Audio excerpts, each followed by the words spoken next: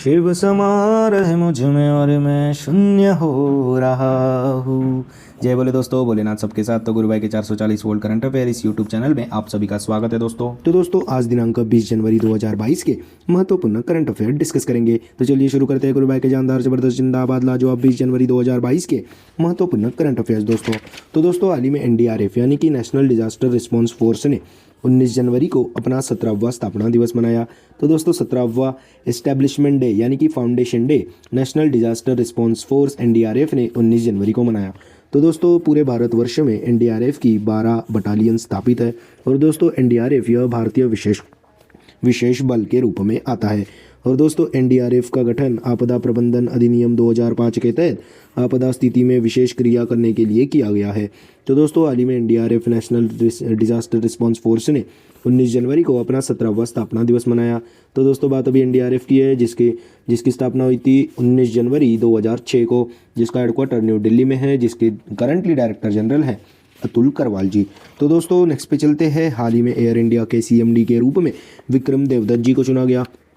तो दोस्तों राजीव बंसल की जगह लेंगे विक्रम देवदत्त जी। और दोस्तों राजीव बंसल से आपको कुछ याद है कि कुछ ही समय पहले मिनिस्ट्री ऑफ एविएशन में सेक्रेटरी के रूप में चुने गए थे दोस्तों राजीव बंसल जी। और दोस्तों हाल ही में एयर इंडिया के सीएमडी के रूप में विक्रम देवदत्त जी को चुना गया। और दोस्तों हमारे सिविल एविएशन मिनिस्टर कौन है? ज्योतिरादित्य सिंधिया जी। और दोस्तों हाल ही में मैंने आपको बताया था कि विस्तारा एयरलाइंस के नए सीईओ के रूप में विनोद कन्नन जी को नियुक्त किया गया था। तो दोस्तों हाल ही में एयर इंडिया के सीएमडी के रूप में विक्रम देवदत्त जी को चुना गया है। दोस्तों नेक्स्ट पे चलते हैं। तो दोस्तों हाल ही में मनोज पांडे जी को अगले थल सेना पर उप प्रमुख के रूप में नियुक्त किया गया।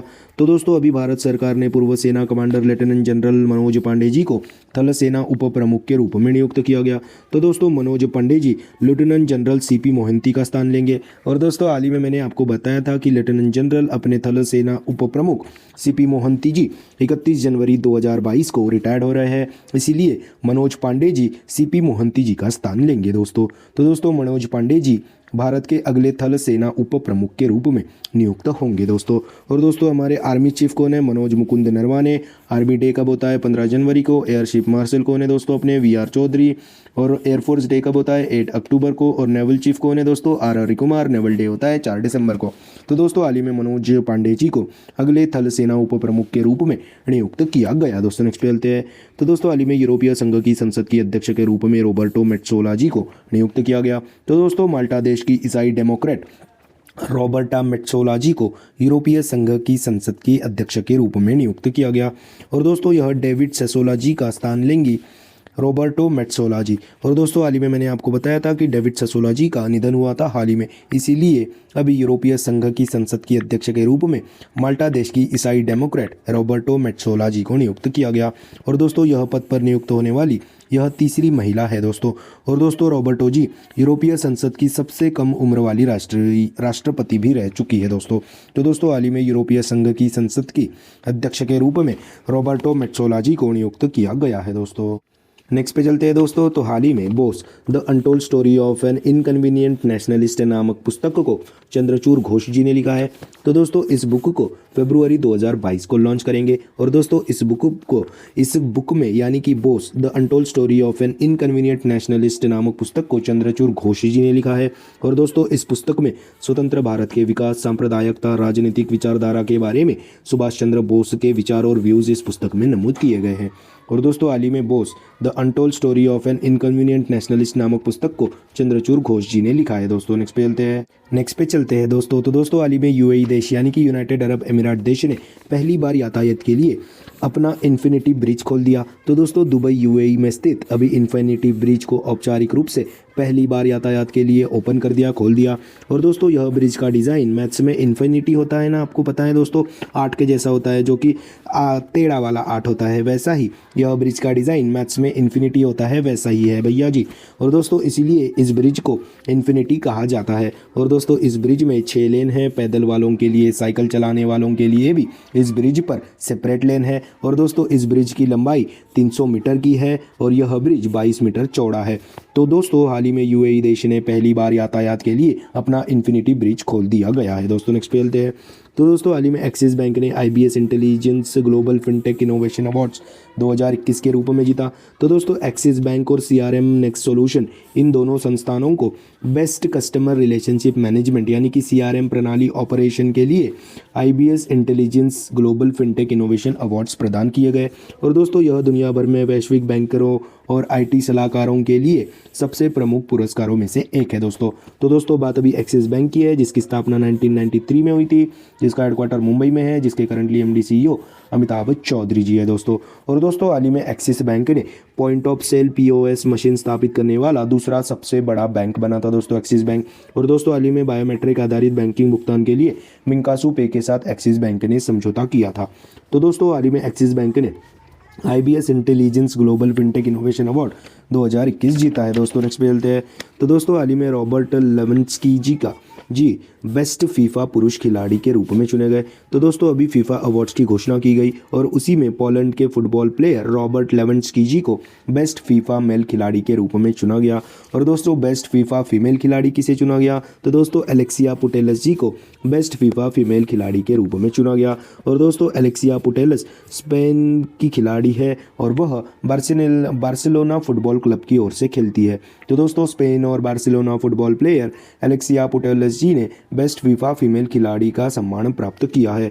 और दोस्तों रॉबर्ट लेवेंस्की जी ने बेस्ट फीफा पुरुष खिलाड़ी के रूप में सम्मान प्राप्त किया है दोस्तों। और दोस्तों हाल ही में मैंने आपको बताया था कि 7वीं बार पुरुषों का बैलन डी'ओर अर्जेंटीना के खिलाड़ी लियोनेल मेसी जी ने जीता है।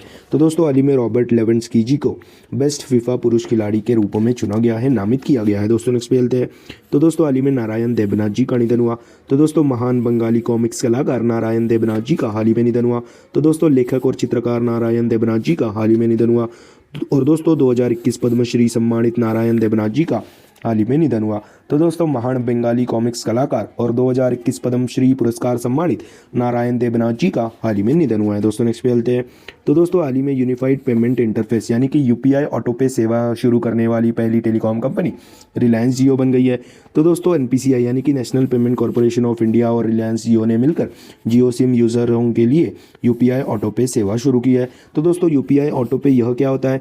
तो दोस्तों जब आप UPI ऑटो पे इस फीचर को इस्तेमाल करेंगे तब आप इससे mobile recharge, electricity, gas, EMI या कोई भी ऐसा पेमेंट हो जो आपको पर्टिकुलर टाइम के बाद करना पड़ता है, तो वह पेमेंट के लिए UPI ऑटो पे मदद करेगा।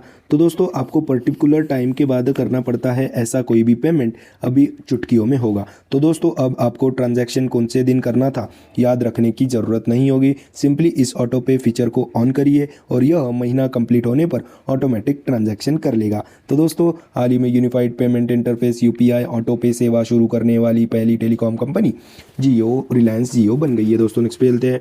तो दोस्तों हाल ही में भारत देश AFC महिला फुटबॉल एशियाई कप 2022 की मेज़बानी करेगा। तो दोस्तों अभी 20 जनवरी 2022 से भारत देश AFC महिला फुटबॉल एशियाई कप 2022 की मेज़बानी करेगा।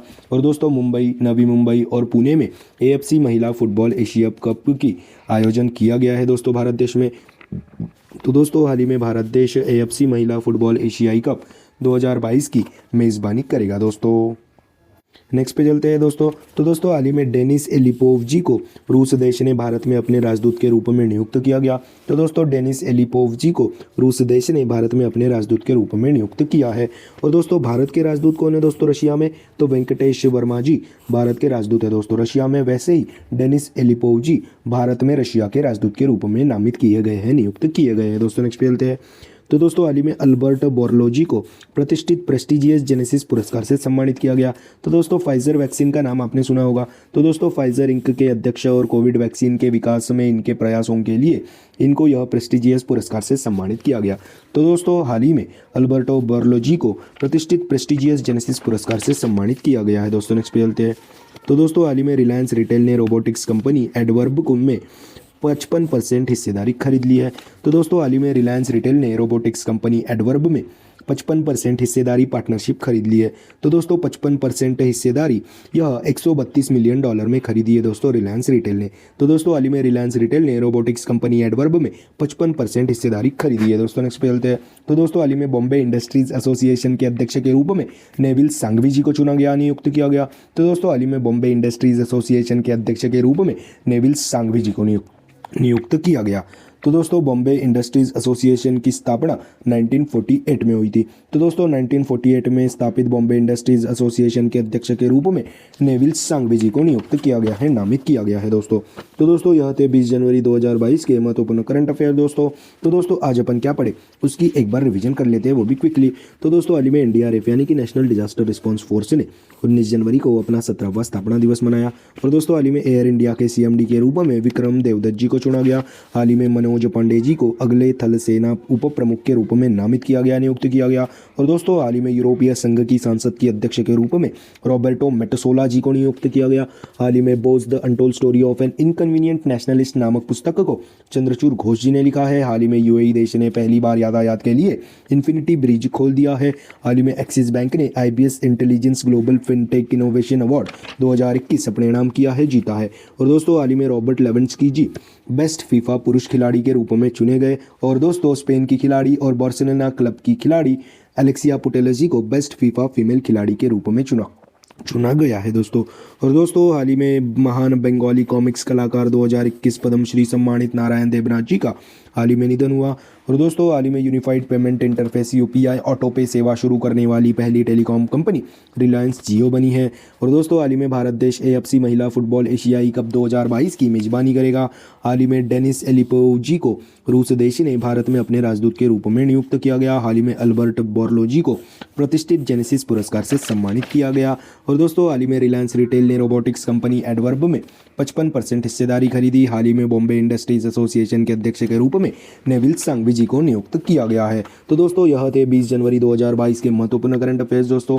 आशा करता हूँ आपको पसंद आए होंगे। अगर पसंद आए होंगे तो दोस्तों लाइक कर दीजिए, कमेंट कर दीजिए। और दोस्तों ऐसे ही day to day current affair, उनकी रिवीजन क्लासेस और जनरल नॉलेज क्लासेस पाने के लिए गुरु भाई के 440 वोल्ट करंट अफेयर इस चैनल को फॉलो कीजिए, सब्सक्राइब कीजिए। और one liner current affairs PDF पाने के लिए हमारे टेलीग्राम चैनल को फॉलो कीजिए दोस्तों। Link is in the description box below. This is गुरु भाई साइनिंग ऑफ। जय शंकर महाराज दोस्तों, जय बोले।